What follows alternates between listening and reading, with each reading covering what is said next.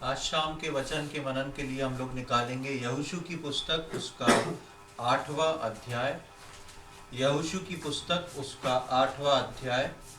और पिछले दिनों में हम लोग 7वें अध्याय से मनन कर रहे थे, और 7वें अध्याय में हमने देखा था कि किस प्रकार इज़राइल में, इज़राइलियों के बीच में जब एक प्रकार का पाप आ जाता है तो वो हारते हैं, और किस प्रकार परमेश्वर एक एक करके सबको बुला के उस व्यक्ति को जो चोरी करके आया था उसको बाहर निकलवाता है, और किस प्रकार पूरा समाज मिलके उसको अलग करता है। और वहाँ पर हमने आकोर की तराई के बारे में पढ़ा था, जिसपे हमने देखा था कि दुख देना या दुखी कर देना जो था, कष्ट देना जिसका अर्थ था। और हम इस बात को उस पैसेज से सीखे थे कि किस प्रकार हम अपनी आत्मिक कनान की यात्रा में कई बार अपने जीवन में खुद ये आकोर की तराइयों को उत्पन्न करते हैं। आज जब हम 8वें अध्याय में जाएंगे तो उसके बाद के सिलसिले को देखेंगे कि उसके बाद यहोशू के जीवन में क्या हुआ, यहोशू के जीवन में क्या फर्क पड़ा, कौन सी बातों को यहोशू ने सीखा। क्योंकि हम यहोशू की पुस्तक से यहोशू के जीवन के बारे में सीख रहे हैं, इसलिए मेन ध्यान जो है हम केवल यहोशू के ऊपर रखे हुए हैं कि यहोशू किस प्रकार से परमेश्वर ने उसके जीवन में काम किया। तो आज हम पढ़ेंगे यहोशू उसका 8वां अध्याय, और सबसे पहले हम उसकी पहली आयत को, सिर्फ पहली आयत को पढ़ेंगे। यहोशू 8:1। तब यहोवा ने यहोशू से कहा, मत डर और तेरा मन कच्चा ना हो। कमर बांधकर सब योद्धाओं को साथ ले और ए पर चढ़ाई कर। सुन, मैंने ए के राजा को, उसकी प्रजा और उसके नगर और देश समेत तेरे वश में किया है। जब हम यहोशू 8 में आते हैं तो मुख्य था बातें, उसमें बहुत सारी हैं, आप 8वां अध्याय पढ़ेंगे तो, लेकिन मुख्य था 3 खास बात हैं जो हम यहोशू के जीवन में क्या घटना होती है और यहोशू के जीवन से सीखने को हमको मिलता है। 3 चीजें होती हैं जिसमें हम यहोशू के जीवन में एक फेरबदल, कुछ नई चीजों को देखते हैं। सबसे पहली आयत जब हमने यहाँ पर पढ़ी तब हम देखते हैं कि परमेश्वर जो है वो यहोशू से जाके बात कर रहा है। यहाँ पर यहोशू परमेश्वर से कुछ पूछने नहीं आया है, लेकिन परमेश्वर जो है जाके यहोशू से बात कर रहा है। क्यों कर रहा है? क्योंकि जस्ट 7वें अध्याय में जो घटना घटी है उससे यहोशू जो है वो बहुत दुखी है। उससे यहोशू का मन जो है वो टूट गया है। उसकी अगुवाई में जब इजरायली चल रहे थे, उसकी अगुवाई में परमेश्वर ने उसको एक हेड बना के भेज दिया था, तो उसकी अगुवाई में एक बड़ा काम हुआ था। क्या हुआ था कि इजरायली लोग जो थे हार गए थे।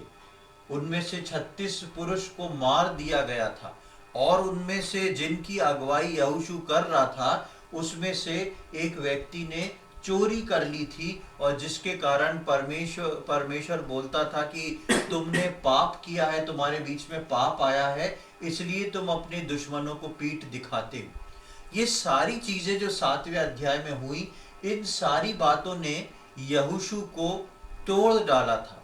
इन सारी बातों से यहोशू जो था दुखी हो चुका था, और यहोशू के अंदर एक डर और घबराहट थी कि ये कैसा सिलसिलेवर्स ये सब चीजें हो रही, कैसे मैं इन लोगों को लेके आगे की ओर जाऊंगा।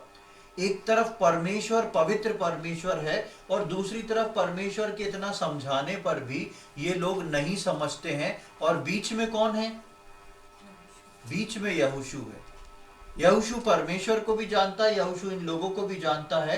तो यहोशू इस बात को समझता है कि इन लोगों की अगुवाई करना जो है वो एक कठिन काम है, एक डिफिकल्ट टास्क है। और जो कुछ भी हुआ था यहाँ पर आप देखेंगे, जब हमने 7वें अध्याय में पढ़ा था तो यहोशू उसको बोलता है कि तुमने जो है हमको कष्ट दिया है। किसको बोलता है वो जिस आकान को जब आखिरी में सजा होती है उस वक्त यहोशू उसको बोलता है कि तूने हमको कष्ट दिया है, दुख दिया है। तो यहोशू जो था उसको इस बात का दुख था कि इज़राइल में पाप आया। यहोशू जो था उसको इस बात का दुख था कि कैसे परमेश्वर रूठ गया। यहोशू जो था उसको इस बात का दुख हुआ कि किस प्रकार इजरायलियों को हारना पड़ा और 36 पुरुषों को मरना पड़ा। इसके लिए अच्छे से चलती हुई चीज में कैसे एक विजय हासिल की थी और उस विजय के बाद तुरंत ये ऐसी चीज क्यों सामने आई। इस कारण से यहोशू जो था वो बहुत दुखी था। यहोशू जब दुखी था तो यहोशू किसी से बोलता नहीं है। हम नहीं पढ़ते कि यहोशू अपने हृदय की बात किसी को बोलता है या करता है कि देखो अब मैं क्या करूं, कैसी स्थिति हो गई है, मेरे पास हियाव नहीं है। लेकिन यहोशू की स्थिति को परमेश्वर देखता है। यहोशू की स्थिति को परमेश्वर देखता है। यहोशू यहाँ पर अपने घुटने टेक के नतमस्तक होके परमेश्वर के पास नहीं आ रहा है, परमेश्वर मेरा मन उदास है, परमेश्वर मैं दुखी हो गया हूं, ये मैं काम कैसे करूंगा। लेकिन ये सारी बातें जो है यहोशू अपने मन में रखा हुआ है। लेकिन परमेश्वर आके उससे बात करता है। 8वें अध्याय की पहली आयत में हम देखते हैं, तब यहोवा ने यहोशू से कहा। प्रियो, मेरे और आपके जीवन में भी हम भी कई बार ऐसी परिस्थिति में रहते हैं जब हम अपने हृदय की बात को किसी को बोल नहीं पाते। इवन कई बार हम अपने परमेश्वर के सामने भी अपने हृदय की बात नहीं रखते हैं कि हम सोचते अब मैं क्या करूं, कैसे बोलूं, परमेश्वर तो सब जानता है और मैं अपने दिल की बात को, मेरी स्थिति को कौन समझेगा जिस परिस्थिति में मैं हूं। लेकिन परमेश्वर हमेशा मेरी और आपकी परिस्थिति को समझता है। परमेश्वर हमेशा है जो मुझ पे और आप पे अपनी आंख को लगाए रहता है, पूरे समय देखता है। और यहाँ पर परमेश्वर जो था, यहोशू परमेश्वर के पास नहीं गया, लेकिन परमेश्वर यहू की परिस्थिति को देख के परमेश्वर यहोशू के पास आता है और उसको बोलता है, मत डर और तेरा मन कच्चा ना हो। यानी कि उसका मन में डर था, उसका मन कच्चा था, दोनों चीज थी। और उसने ये बात जाके परमेश्वर को नहीं बोली, किसी और को नहीं बोली, लेकिन उसकी परिस्थिति को देख के परमेश्वर उसके पास आ रहा है और बोल रहा है, मत डर, तेरा मन कच्चा ना हो। सबसे पहले परमेश्वर यही शब्द यहोशू से क्यों कहता है? क्योंकि परमेश्वर जानता है कि यहोशू किस परिस्थिति में है और उसके मन में क्या विचार चल रहा है। मेरे और आपके जीवन में भी प्रियो कई बार ऐसा होता है, हम ऐसी परिस्थिति से निकलते हैं, लेकिन परमेश्वर हमारा ध्यान रखे रहता है, परमेश्वर हमारे साथ रहता है। इसलिए परमेश्वर आके हमको बोलता है कि मत डर और तेरा मन कच्चा ना हो। यहोशू डर चुका था, यहोशू का मन कच्चा हो रहा था कि कैसे अब इतनी बड़ी भीड़ को आगे लेके जाऊं, फिर इतनी लाखों में से लाखों लोगों पे मैं नजर नहीं रख सकता, लाखों लोगों में से फिर अगर एक जन ने चोरी करी, यात्रा रुक जाएगी, फिर हम हार जाएंगे, फिर कुछ लोग मारे जाएंगे। ये सारी चिंताएं, सारी दबाव जो है वो यहोशू के मन में आ रहा था, क्योंकि यहोशू उन सब का नेतृत्व कर रहा था। लेकिन यहोशू की बात को समझते हुए सबसे पहले परमेश्वर जो है वो यहोशू के पास आता है और यहोशू के पास आके जिन 3 बातों को आज हम देखने जा रहे हैं, उसमें सबसे पहली बात है कि यहोशू को नए सामर्थ से परमेश्वर उठाता है। यहोशू को नए सामर्थ से परमेश्वर उठाता है। यहोशू की पुस्तक में हमने पहले अध्याय में देखा कि परमेश्वर पहली बार यहोशू को सामर्थ देके हियाव बंधा के उठाता है, लेकिन यहाँ पर कुछ समय बाद ये हियाव टूटता है। उस एक्सपीरियंस से जब यहोशू निकलता है वो अपनी हिम्मत को हारता है, लेकिन यहाँ पर परमेश्वर उसके जीवन में हियाव को बंधाता है। और ये बात यहाँ पर यहोशू सीखता है कि जो परमेश्वर के लिए निकलते हैं, जो परमेश्वर के कार्यों को पूरा करने के लिए निकलते हैं, जो परमेश्वर की इच्छा के अनुसार निकलते हैं, वो जब गिरते भी हैं तो परमेश्वर उनको संभालना जानता है। गिरते मतलब पाप में नहीं गिरते, लेकिन वो अपने मन से जब टूटते और बिखरते हैं तो पहले परमेश्वर होता है जो जाके उनको संभालता और उठाता है। और यहाँ पर हम देखते हैं कि यहोशू के पास पहले परमेश्वर पहुंचता है। जब यहोशू टूट गया था, डर गया था, वो परमेश्वर के सामने निर्दोष था, इसलिए परमेश्वर उसको उठाता है। आप देखेंगे जब हम पिछली बार 7वां अध्याय पढ़ रहे थे तो 7वें अध्याय की 6वीं आयत से लेकर 9वीं आयत तक जब हम पढ़े थे तो वहां पर हम देखते हैं, वहां लिखा है 7वें अध्याय की 6 से 9वीं तक, वहां लिखा है तब यहोशू ने अपने वस्त्र फाड़े और वो इजरायली वृद्ध लोगों यहोवा के संदूक के सामने मुंह के बल गिरकर पृथ्वी पर सांझ तक पड़े रहे और उन्होंने अपने अपने सिर पर धूल डाली। और उसके बाद बहुत सारी बातें जो है यहोशू परमेश्वर से बोलता है कि हाय प्रभु यहोवा, तू अपनी इस प्रजा को यरदन पार क्यों ले आया? क्या हमें एमोरियों के वश में करके नष्ट करने के लिए ले आया है? भला होता कि हम संतोष करके यरदन के उस पार रहते। पिछली बार हम देख रहे थे कि ये सारी चीजें जैसे ही वहां उनकी हार होती है ए नगर से के लोगों से, तो यहोशू इस प्रकार सिर पे धूल राख डाल के पुरनियों के साथ बैठ के विलाप करता है, रोता है और और परमेश्वर के सम्मुख आके प्रार्थना करता है। तो ये दर्द, ये तकलीफ जो थी वो यहोशू के हृदय में वहां से बसती है और परमेश्वर उस पाप को तो निकलवा के दूर कर देता है, लेकिन उस पाप को निकलवा के दूर करने के बाद भी यहोशू के पास हियाव नहीं। कई बार हमारे जीवन की परिस्थिति में हम कोई परिस्थिति को पार कर लेते हैं तो दोबारा से जल्दी हमारे अंदर हियाव नहीं उठता, एक डर बना रहता है। उस हियाव को दोबारा बंधा के परमेश्वर ही हमारे जीवन में उठाता है।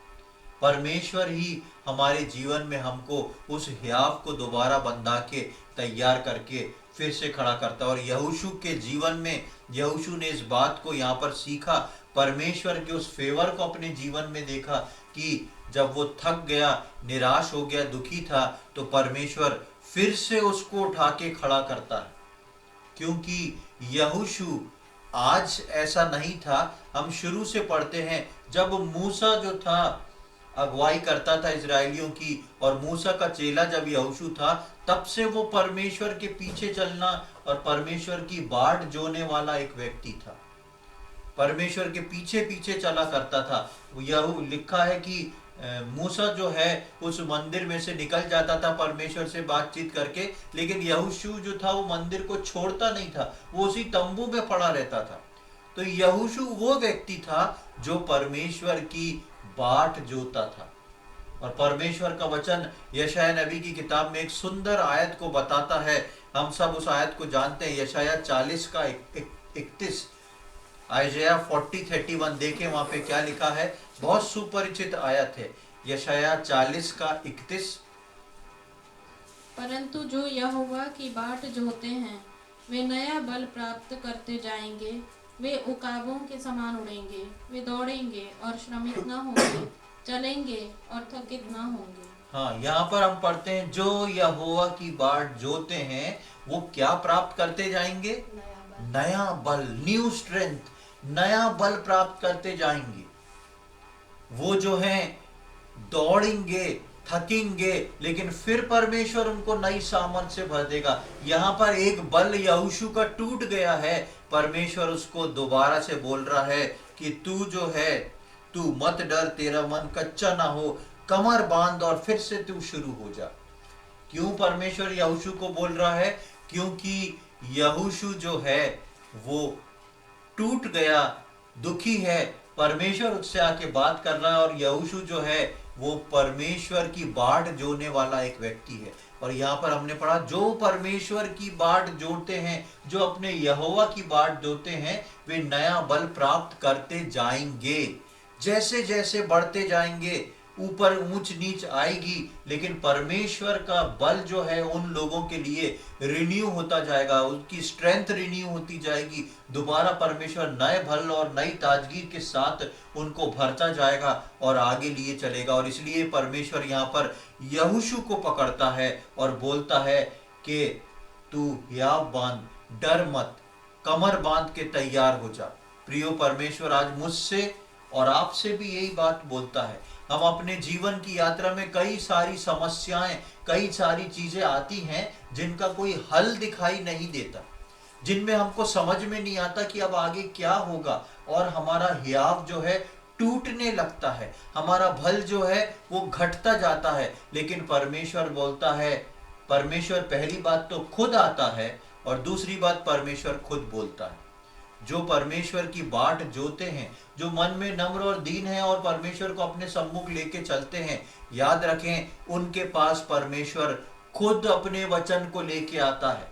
चाहे कोई गीत के द्वारा हो, चाहे आत्मिक अगुवाई के द्वारा हो, चाहे प्रार्थना में मिलने वाली अगुवाई के द्वारा हो, या परमेश्वर के दास के द्वारा दिया हुआ कोई वचन के द्वारा हो, परमेश्वर उस व्यक्ति को छूता है और फिर से खड़ा होने को बोलता है और खुद परमेश्वर आता है।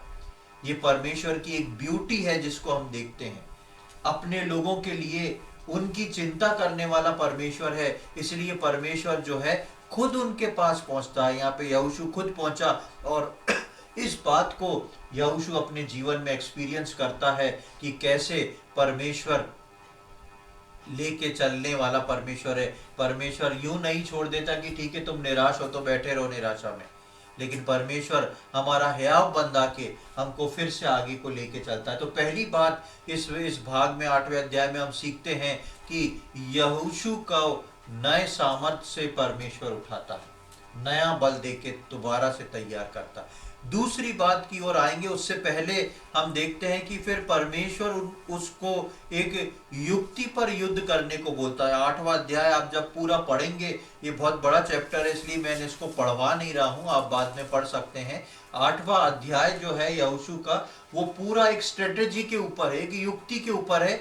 वो युक्ति परमेश्वर यहोशू को बताता है कि कैसे तुमको जाना है, कैसे युद्ध लड़ना है, और फिर उस युक्ति को जो है यहोशू जो है वो सारे इजरायलियों को बताता है।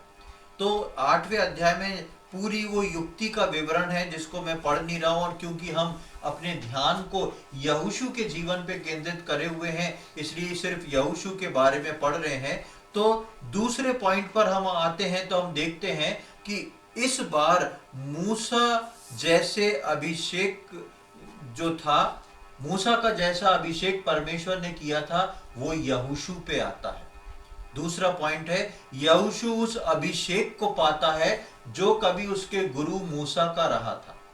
उस अभिषेक को मूसा पाता है, उस अभिषेक को यहोशू पाता है। 8वें अध्याय की 18वीं और 19वीं आयत को देखें, वहां पर क्या लिखा हुआ है। Chapter 8 verse 18 and 19। तब यहोवा ने यहोशू से कहा, अपने हाथ का बर्छा ए की ओर बढ़ा, क्योंकि मैं उसे तेरे हाथ में दे दूंगा। और यहोशू ने अपने हाथ के बर्छे को नगर की ओर बढ़ाया। उसके हाथ बढ़ाते ही जो लोग हाथ में बैठे थे वे झटपट अपने स्थान से उठे और दौड़कर नगर में प्रवेश किया और उसको ले लिया और झटपट उसमें आग लगा दी। हाँ, उसी युक्ति के आधार पे परमेश्वर ने जो युक्ति उसको बताई थी, आप पढ़ेंगे तो आपको पता पड़ेगा उस युक्ति में ये जो एक्ट यहोशू कर रहा है ये परमेश्वर ने नहीं बोला था, लेकिन उस समय पे परमेश्वर सीधा यहोशू से बोलता है 18वीं आयत में। तब यहोवा ने यहोशू से कहा, बीच युद्ध के समय में परमेश्वर यहोशू को बोलता है, अपने हाथ का बर्छा ए नगर की ओर बढ़ा, क्योंकि मैं उसे तेरे हाथ में दे दूंगा। यहाँ पर यहोशू को परमेश्वर बोलता है, युद्ध लड़ रहे हैं, युद्ध आधे युद्ध में पहुंच गए, पूरी स्ट्रेटेजी के साथ बैठ गए हैं सब लोग कि कैसे हमला करना है, क्या करना है। तब परमेश्वर यहोशू से बोलता है, अब अपने हाथ में जो तेरे एक बर्छा है उसको उठा के ए नगर की ओर बढ़ा दे, अपने हाथ को बढ़ा दे। आप ध्यान दें, परमेश्वर यहोशू से ये नहीं कहता तू ए नगर की ओर बढ़ जा। परमेश्वर बोलता है अपने हाथ को ए नगर की ओर बढ़ा दे।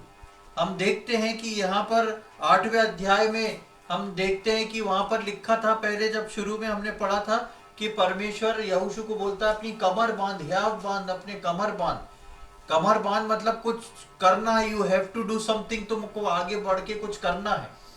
लेकिन यहाँ पर परमेश्वर जब वो आधे में पहुंच जाते हैं, घात लगा के बैठते हैं, तो परमेश्वर यहोशू से बोलता है केवल अपने हाथ में जो बर्छा है उसको आगे बढ़ा, और उसको किस ओर बढ़ा? ए नगर की ओर बढ़ा।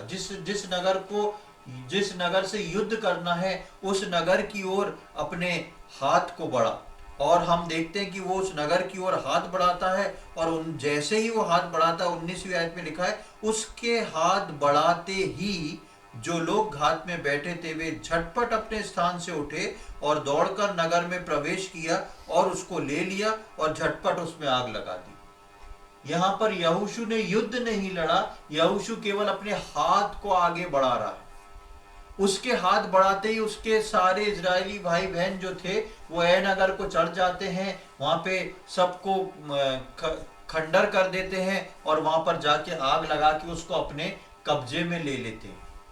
ये है हाथ बढ़ाने की एक सामर्थ परमेश्वर यहोशू को देता है। और इसी के जब 26वीं आयत में आएंगे वहां देखें क्या लिखा हुआ है 26 वर्ष में। क्योंकि जब तक यहोशू ने ऐ के सब निवासियों का सत्यानाश न कर डाला, तब तक उसने अपना हाथ जिससे बर्छा बढ़ाया था फिर न खींचा। हाँ, यहाँ पर हम देखते हैं जब तक युद्ध चलता रहा, जब तक इजरायली जीत नहीं गए, यहोशू ने एक काम किया, अपने हाथ को ए नगर की ओर बढ़ा के रखा। क्यों परमेश्वर ने यहोशू को ये करने को बोला? क्यों परमेश्वर ने जब स्ट्रेटेजी बनाई थी तो ऐसे ही युद्ध जीत सकते थे? क्योंकि युद्ध जो था वो परमेश्वर लड़वा रहा था, युद्ध जो था वो परमेश्वर उनकी ओर से खड़ा होकर लड़ रहा था। लेकिन यहां पर हम देखते हैं कि यहोशू ने अपने हाथ को बढ़ाया। परमेश्वर यहोशू के को बताना चाह रहा था कि परमेश्वर के जन जब अपने हाथ को आगे बढ़ाते हैं, परमेश्वर के जन जब जिस कार्य को जो परमेश्वर ने दिया है करते हैं, उसकी आशीष सबों के ऊपर होती है और परमेश्वर का सामर्थ्य उस व्यक्ति के साथ होता है। और यहाँ पर हम देखते हैं यही सारी चीजें जो थी एक समय मूसा के साथ हुई थी। हम देखेंगे निर्गमन उसका 17वां अध्याय, निर्गमन उसके 17वें अध्याय में आ जाए, एक्सोडस चैप्टर 17 और उसकी 11, 12, 13 आयत को पढ़ेंगे। निर्गमन 17, 11 से 13 तक। जब तक मूसा अपना हाथ उठाए रहता था तब तक तो इसराइल प्रबल होता था, परंतु जब जब वो उसे नीचे करता तब तब अमालेक प्रबल होता था। पर जब मूसा के हाथ भर गए तब उन्होंने एक पत्थर लेकर मूसा के नीचे रख दिया और वह उस पर बैठ गया, और हारून और हूर एक एक अलग में उसके हाथों को संभाले रहे और उसके हाथ सूर्यास्त तक स्थिर रहे। और यहोशू ने अनुचरों समेत अमालेकियों को तलवार के बल से हरा दिया। हाँ, इस घटना में यहोशू देख रहा है कि परमेश्वर अपने दास के साथ क्या कर रहा है। इस घटना में मूसा के साथ यहोशू भी था और इस घटना में यहोशू देख रहा है कि परमेश्वर का दास, परमेश्वर अपने दास मूसा से क्या करवा रहा है। और वहां पर हम देखते हैं कि मूसा अपने दोनों हाथों को ऊपर उठाता है, दोनों हाथों को ऊपर उठाता है। और लिखा है कि जब तक मूसा के हाथ ऊपर रहते थे तब तक तो इजरायली जीतते थे, और जब मूसा के हाथ थक के थोड़े नीचे हो जाते थे तो इजरायलियों के ऊपर वो दूसरी जाति प्रबल होने लगती थी। फिर वो मूसा के हाथ को ऊपर उठा देते थे तो फिर इजरायली जीतने लगते थे। ये काम करते हुए यहोशू मूसा को देख रहा था, क्योंकि वो परमेश्वर का अभिषेक था मूसा के ऊपर, और आज वही अभिषेक यहोशू जान रहा है कि परमेश्वर ने मेरा कर दिया है। परमेश्वर को यहोशू ने नहीं बोला, लेकिन यहोशू को परमेश्वर बोलता है अपना हाथ जिसमें बर्छा है उसको आगे बढ़ा, और एक ही हाथ को यहोशू बढ़ाता है। और आप देखेंगे मूसा के हाथ भर गए थे, थक गए थे, लेकिन यहोशू के हाथ के विषय में कुछ नहीं लिखा। यहोशू का हाथ लिखा है जब तक वो पूरा नहीं हो गया यहोशू का हाथ आगे बना रहा। हाथ ऊंचा उठाना जो है, इस निर्गमन 17 पे मैंने एक वचन दिया था बहुत समय पहले, शायद आप लोग को याद हो। हाथ उठाना जो है परमेश्वर की ओर हमारी प्रार्थनाओं को बताता है। वहां पर मूसा जब तक अपने हाथों को उठाता रहा तब तक इजरायली प्रबल होते रहे, और जब वो नीचे करता था तो वो उनकी दूसरी जाति उनके ऊपर चढ़ाव करने लगती थी। यहाँ पर हम देखते हैं कि परमेश्वर यहोशू को बोलता है और यहोशू अपने हाथ को उठाता है। जो अभिषेक कभी मूसा पर था वो अभिषेक यहोशू को मिला, जो अभिषेक कभी मूसा पे था वो अभिषेक आज यहोशू को मिला। और ध्यान रखें, वही अभिषेक आज हर विश्वासी को मिला हुआ है। वही अभिषेक आज हर विश्वासी को मिला हुआ है। आपसे परमेश्वर आके बोलता नहीं, लेकिन आप अपने जीवन में प्रार्थनाओं को लेके अपने हाथ ऊपर उठा के तो देखें, परमेश्वर आपको सबके ऊपर प्रबल करेगा। हाथ उठाना ये एक फिजिकल, उसमें मैं नहीं कह रहा हूं कि आप प्रार्थना करते वक्त अपने हाथ उठा लो, आपको अगुवाई करे तो आप हाथ उठा के भी प्रार्थना कर सकते हो, लेकिन हाथ उठाना जो है वो एक तरह से प्रार्थना के जीवन को बताता है कि परमेश्वर की दुहाई देना, परमेश्वर के सम्मुख अपने हाथों को उठाना, अपने प्रार्थना निवेदनों को उठा के परमेश्वर तक पहुंचाना। तो यहां पर हम देखते हैं कि किस प्रकार मूसा ने उस विजय को हासिल किया, यहोशू ने उस विजय को हासिल किया। जो अभिषेक कभी मूसा को मिला था, वो अभिषेक आज अपने आप यहोशू पे आया, और वही अभिषेक आज जिन लोगों ने प्रभु यीशु मसीह को अपना उद्धारकर्ता के रूप में ग्रहण किया है, वही अभिषेक आज प्रभु के लोगों पे है। कई बार हम सोचते हैं ये शायद हमारे लिए नहीं, यहोशू ने कभी नहीं सोचा होगा या उसके मन में कभी ये आइडिया नहीं आया होगा कि एक समय मूसा ने भी तो ऐसी किया था, मैं भी युद्ध में ऐसा करूं। उसने नहीं किया। अब नहीं जानते क्यों नहीं किया, उसको याद नहीं आया, या उसने सोचा हो नहीं वो तो मूसा के साथ हुआ था, मेरे साथ कैसे हो सकता है। लेकिन जब परमेश्वर उसको बोलता है, वो अपना हाथ बढ़ाता है, तो उसको विजय हासिल होती है। प्रियो, मुझको और आपको, मेरे और आपके जीवन में परमेश्वर ने पवित्र आत्मा को दिया है, और परमेश्वर चाहता है कि मैं और आप अपने हाथों को प्रार्थना में उठाएं, अपनी प्रार्थनाओं को परमेश्वर के सम्मुख रेस करें, उनको उठाएं, और अपनी प्रार्थना में जाके हम ऊंची ऊंची बड़ी बड़ी चीजों के लिए प्रार्थना कर सकते हैं। ऐसी चीजें जो हमारे बस के बाहर है। ए नगर को लेना यहोशू के बस के बाहर था। पिछली बार उन लोगों ने उनके 36 लोगों को मार दिया था, उनके पीछे भागे थे। ए नगर के लोगों को लेना इन लोग के लिए मुश्किल हो रहा था, लेकिन जब यहोशू अपने हाथ को बढ़ाता है, तब लिखा है उसके हाथ, स्पष्ट लिखा है 19वीं आयत में हमने पढ़ा था कि उसके हाथ के बढ़ाते ही वो लोग झट से उस नगर में चढ़ जाते हैं, उसको अपने कब्जे में ले लेते हैं और आग लगा के उसको फूंक देते हैं। ये यहोशू के प्रार्थना के जीवन को, उसके हाथ बढ़ाने को बताता है, और आज वही परमेश्वर मुझसे और आपसे चाहता है। कई बार हम सोचते हैं मेरी प्रार्थना से क्या होगा। कई बार शैतान हमको डराता है कि तुम्हारा जीवन तो उतना अच्छा नहीं चल रहा है इन दिनों, इसलिए तुम उतनी अच्छी प्रार्थना नहीं कर पाओगे, या तुम्हारी प्रार्थना का उत्तर परमेश्वर तुमको नहीं देगा क्योंकि तुम्हारा जीवन जो है अच्छा नहीं है। लेकिन प्रिय, ध्यान रखें कि आप यदि परमेश्वर के लोग हैं, आपने प्रभु को उद्धारकर्ता के रूप में ग्रहण किया है, हो सकता है यहोशू के समान आप निराशा में गए हों, लेकिन जब परमेश्वर हियाव बंदा के उठाता है, वो नया बल देता है, और जब ऐसे में आप अपने हाथों को बढ़ाते हैं, तो परमेश्वर निश्चित तौर पे आपकी प्रार्थनाओं का उत्तर देता है। वहां पर हो सकता है कि प्रार्थना के लिए हाथ बढ़ाने के समय पे आपके हाथ मूसा के समान भर जाए। हो सकता है आपके हाथों में दर्द हो, यानी कि हो सकता है स्पिरिचुअली आपके लिए प्रार्थना करने बैठना मुश्किल काम हो, या समय के कारण, या दूसरे कुछ माहौल के कारण, या आपके अंदर इंटरनल कुछ बात चल रही है उसके कारण, ये सब चीजें आपको रोकेंगी और थकाएंगी कि आप प्रार्थना में अपने हाथों को ना उठाओ। लेकिन इन सारी चीजों के बावजूद जो प्रार्थना में अपने हाथों को ऊपर उठाना जानते हैं, निश्चय जाने विजय उन लोगों की ही है। निश्चित तौर पे परमेश्वर ने उन लोगों के लिए उस विजय को रखा है। और यहाँ पे वो लोग, यहाँ पे जिस प्रकार मूसा ने हाथ उठाया था, जिस प्रकार यहोशू ने हाथ उठाया था, आज परमेश्वर अपने एक एक विश्वासी बच्चे को देखता है, मेरा बेटा है, मेरी बेटी कब मेरे सम्मुख आके अपने हाथों को उठाएगा, तब मैं इसके जीवन में काम करूंगा, इसकी प्रार्थनाओं का उत्तर दूंगा। तो हम कभी भी साहस ना खोएं, लेकिन प्रार्थना में कैसी भी परिस्थिति हो, हम प्रार्थना करते रहें। हमारी प्रार्थना जो है वो ही हमको पार लगा सकती है। और ये दूसरी चीज हम देखते हैं यहोशू के जीवन में आई कि यहोशू इस बात को सीख पाया कि जो अभिषेक मूसा पे था वो मुझ पे भी है। और मैं और आप इस बात को सीखते हैं कि जो अभिषेक मूसा और यहोशू पे था वो अभिषेक मुझ पे और आप पे भी है।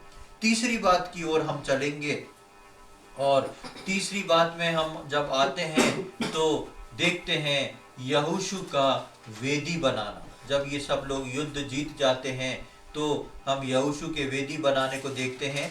हम 8वें अध्याय में के 30वीं आयत से लेके 32वीं आयत तक पढ़ लें, 30, 31 और 32।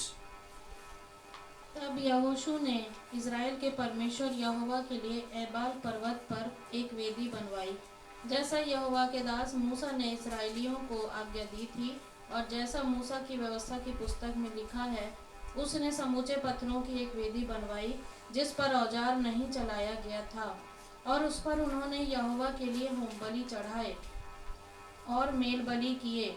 उसी स्थान पर यहोशू ने इस्राएलियों के सामने उन पत्थरों के ऊपर मूसा की व्यवस्था जो उसने लिखी थी उसकी नकल कराई। यहाँ पर हम देखते हैं कि ये लोग 29वीं आयत तक सारे युद्ध को जीत चुके हैं, सब कुछ खत्म कर दिया है। जैसे ही युद्ध खत्म हुआ, 30वीं आयत में लिखा है तब, यानी कि युद्ध खत्म होने के बाद तब यहोशू ने इज़राइल के परमेश्वर यहोवा के लिए एबाल पर्वत पर एक वेदी बनाई। क्यों वेदी बनाई? यहोशू जो था वो आगे बढ़ सकता था। यहोशू जो था आगे निकल सकता था कि चलो अब परमेश्वर से प्रार्थना करते हैं, परमेश्वर और क्या बताएगा। लेकिन यहोशू परमेश्वर की उन भलाइयों को नहीं भूला। यहोशू जब अपने जीवन में इन दो परिवर्तनों को देखता है कि जब मैं निराशा में था तब परमेश्वर ने आके मुझसे बात करी, जब मैं निराशा में अपने आप को खो बैठा था तब परमेश्वर ने अपने हाथ को बढ़ा के मुझको वहां से खींच के बाहर निकाला, और उसके बाद परमेश्वर ने मुझको वो अभिषेक दिया जो मूसा को दिया था और हमारे द्वारा इस युद्ध को जिता लिया। तब यहोशू सबसे पहला काम करता है अपने परमेश्वर के लिए एक वेदी बनाना। जिस प्रकार हम जान चुके हैं कि वेदी बनाना जो है वो परमेश्वर की आराधना करना है, और यहोशू जो है वहां पर एक सटीक वेदी बनाता है जो जिसके बारे में मूसा ने व्यवस्था में दिया था। उस व्यवस्था के अनुसार ये यहोशू जो है एक सटीक वेदी को बनाता है। इसकी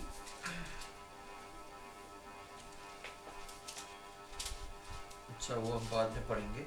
इसका जब हम देखते हैं कि वो वेदी जो है वो बना के सबसे पहले परमेश्वर की आराधना करता है, परमेश्वर को धन्यवाद चढ़ाता है, परमेश्वर की स्तुति बड़ाई करता है। और वो ये अकेला नहीं करता है, जिस प्रकार उसने सारे इजरायलियों को लेके युद्ध पे गया था, यहाँ पे वो सारे इजरायलियों को लेके एक वेदी बना के सबके साथ मिलके परमेश्वर की आराधना करता है। प्रियो, मेरे और आपके जीवन में प्रार्थना करना, अपने हाथों को परमेश्वर के सम्मुख उठाना, परमेश्वर से बातचीत करना, उसकी अगुवाई लेना, सारी बातें अच्छी हैं, लेकिन हम कभी भी परमेश्वर के उस एहसान को नहीं भूलें जो हर दिन परमेश्वर मेरे और आपके जीवन में करता है, उसको हम कभी ना भूलें। जैसे ही युद्ध खत्म होता है, यहोशू सबसे पहले धन्यवाद का बलिदान अपने परमेश्वर को चढ़ाता है।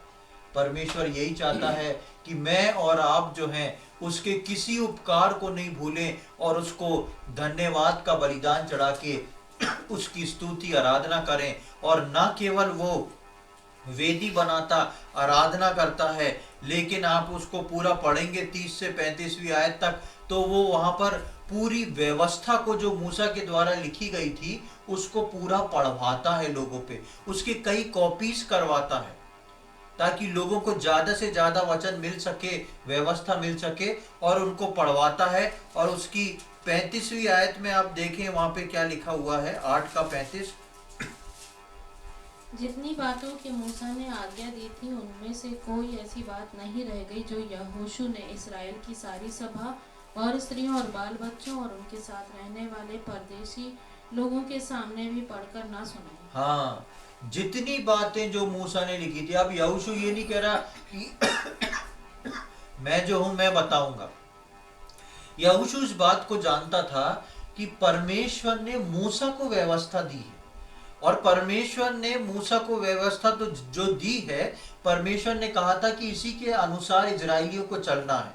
तो ये यहोशू जो है उसकी कई कॉपी करवाता है, और कई कॉपी करवा के उसके बाद लिखा है कि जितनी बातों की मूसा ने आज्ञा दी थी उनमें से कोई ऐसी बात नहीं रह गई थी जो यहोशू ने इजराइलियों को उस सारी भरी सभा में, वहां तक कि लिखा है कि स्त्रियां, बाल बच्चे, छोटे बड़े, सबको उसने वो व्यवस्था कह सुनाई। यानी कि वेदी बनाई, आराधना किया और वचन के लिए एक विशेष स्थान को दिया।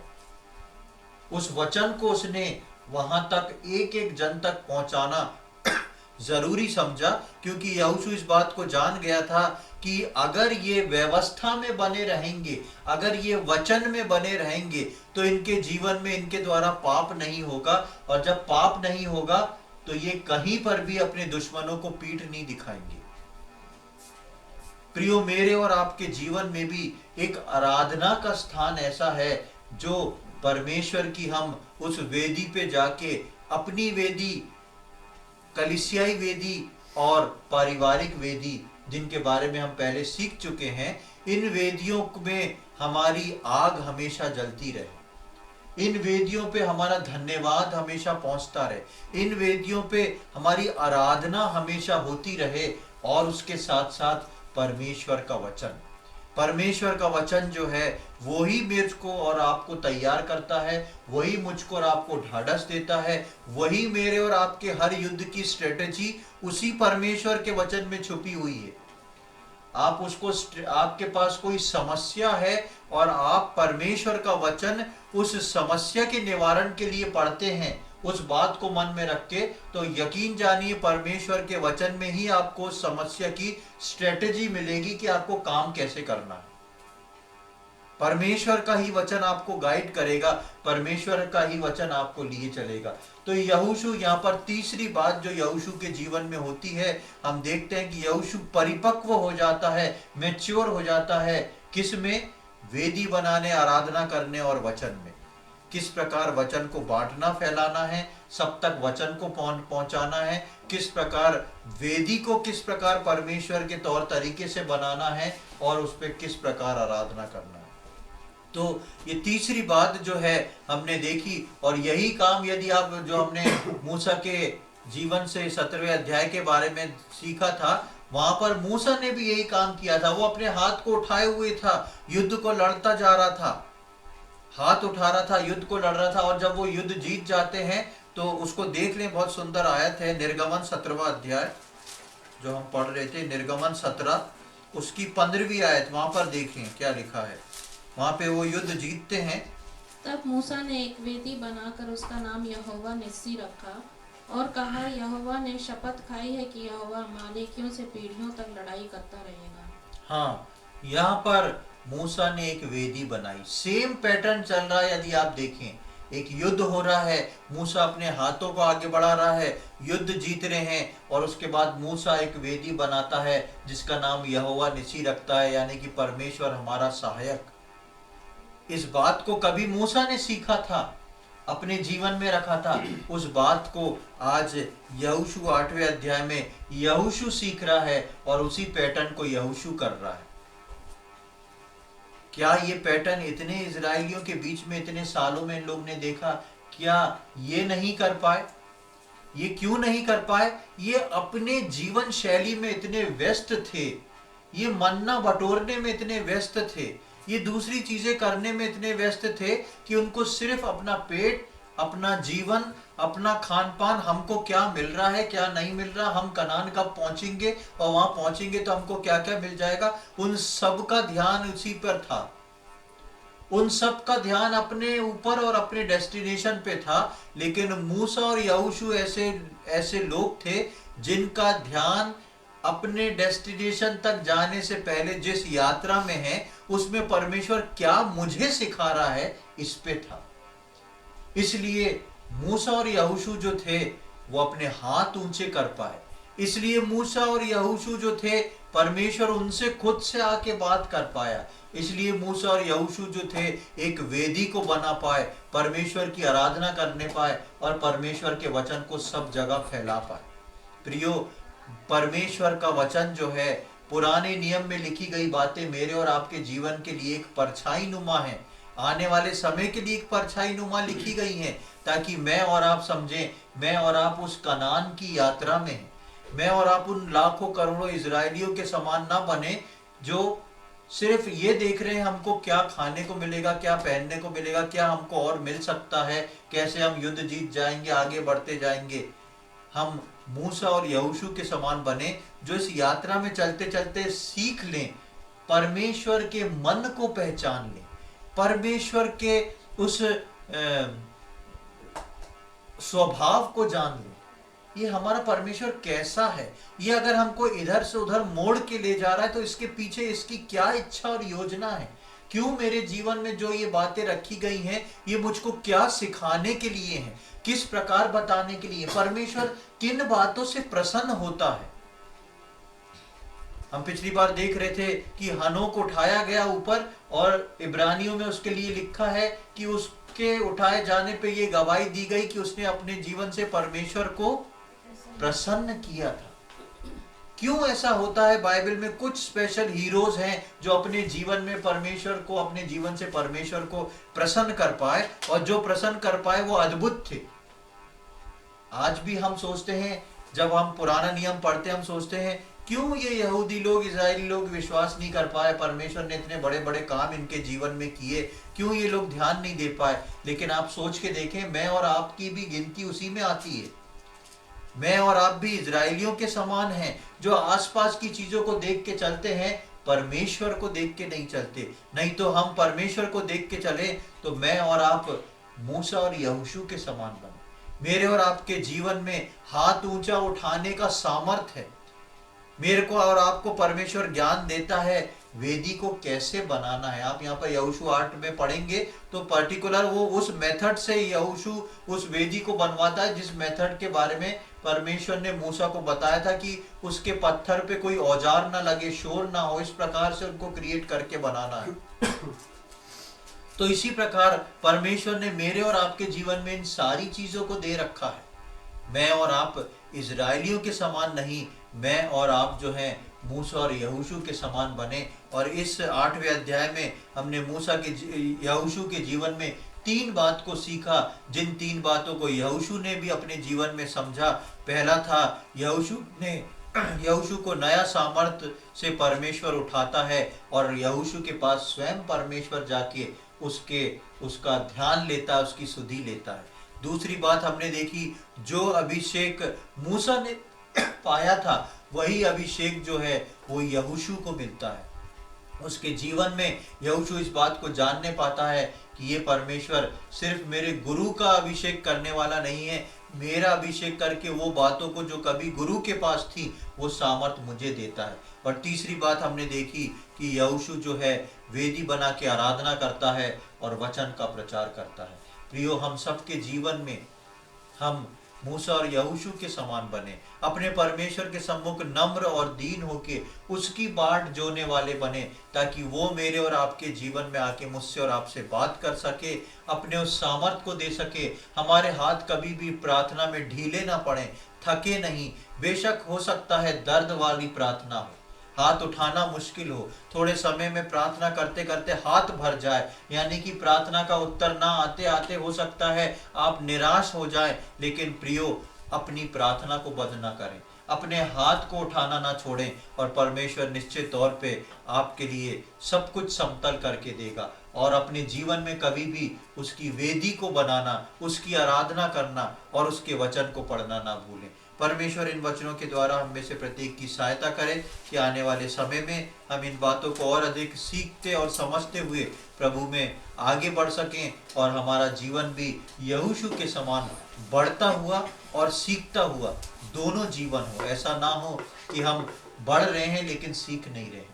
दोनों चीज़ों को हमारे जीवन में संभल के रखना और उसके हिसाब से चलना जरूरी है। परमेश्वर के नाम की महिमा हो। आइए हम प्रार्थना करेंगे। प्रभु जी, हम धन्यवाद के साथ आपके सम्मुख आते हैं, धन्यवाद देते हैं प्रभु आज के सुंदर दिन के लिए। एक और बार आपने हमारे जीवन में ये अवसर प्रदान किया प्रभु कि इस रीति से हम लोग प्रभु आके आपके वचनों से सीख सके। हम धन्यवाद देते हैं प्रभु जी यहोशू के जीवन के लिए, किस प्रकार अद्भुत रीति से प्रभु आपने उसको चुना। और प्रभु यहाँ पर हम 8वें अध्याय में देखते हैं कि उसके जीवन में 3 बातों को, 3 एक्सपीरियंस को वो लेता है। प्रभु जी, हम धन्यवाद देते हैं कि जो लोग आपकी बाट जोते हैं, जो आपके पीछे पीछे आपको आदर देके चलते हैं, जो आपके सम्मुख नम्र और दीन हैं, आप स्वयं प्रभु उनसे आके बात करते हैं, आप स्वयं उनके हाल को जानते हैं और दोबारा अपनी सामर्थ से खड़ा करते हैं। हम धन्यवाद देते हैं प्रभु, आप अपने लोगों का वो अभिषेक करते हैं जो आपने कभी मूसा का किया, यहोशू का किया, और वही अभिषेक आपने अपने लोगों का लिए रखा है और आप करते हैं।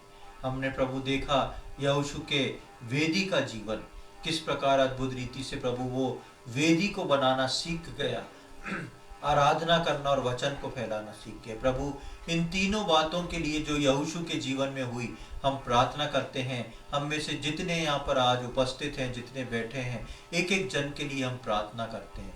प्रभु जी, हम में से हर एक का जीवन प्रभु जी आपकी बाट जोने वाला जीवन हो, ताकि प्रभु आप हमसे मिल सके, हमसे बात कर सके।